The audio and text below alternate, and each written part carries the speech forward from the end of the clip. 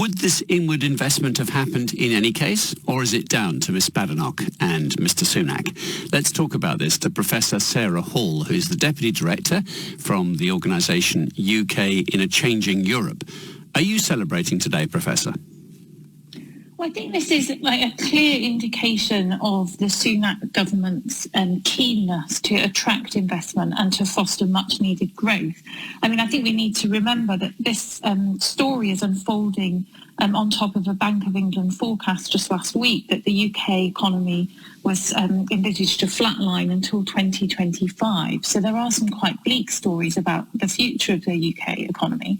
But it is true that the UK economy historically has been very open for investment. And as Kemi Badenoch said, this isn't the first summit that the UK's hosted. Boris Johnson hosted one in 2021 at Windsor, equally grand surroundings. At that 9.7 billion was pledged. I think the note of caution on that is that the government itself has said that most of that 9.7 billion remains in progress. So I think we need to remember that although 29.5 billion is clearly a large sum, it's a pledge from a number of organisations, and it's potentially spread over a number of years. Okay, so if we're being cynical then, Sarah, they come here, they swan around our lovely buildings, they eat our food and give some vague, waffly promise that they might give us some money at some point. It's ages before we actually see their dollars.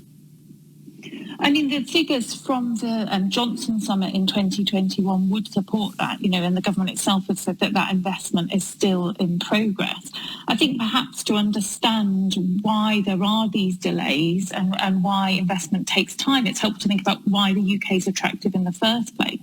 We've always had very flexible labour market. We've been very open for capital. And when we were in the EU, investors could use us as a hub. So they could access, flexible labour markets, easy access to capital, and the EU single market from the EU, which was a very attractive proposition. What we've seen over time is that from the referendum vote until now, investment flatlined. It dropped very radically during COVID, and we're struggling to keep that up. Is there some hard... Sorry to jump in. Are there some hard numbers here, which means that we can point to the amount of inward investment? Did it shrink as a result of Brexit? Did it grow as a result of Brexit? Where's the truth? I mean, that's a really interesting question. It actually flatlined. So total business investment, around 55 billion, adjusted for inflation, a flatline, seasonally adjusted between 2016 and the outbreak of the COVID pandemic.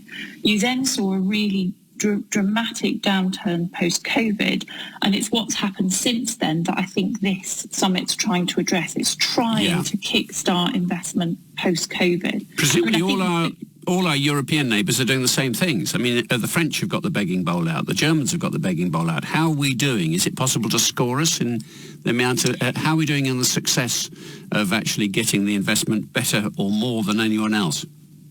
Yeah, so you're exactly right. Across the G7, every country took a significant hit and actually from COVID and experienced that in relatively similar ways. What's really interesting is that G7 performance on attracting investment since COVID has been really variable.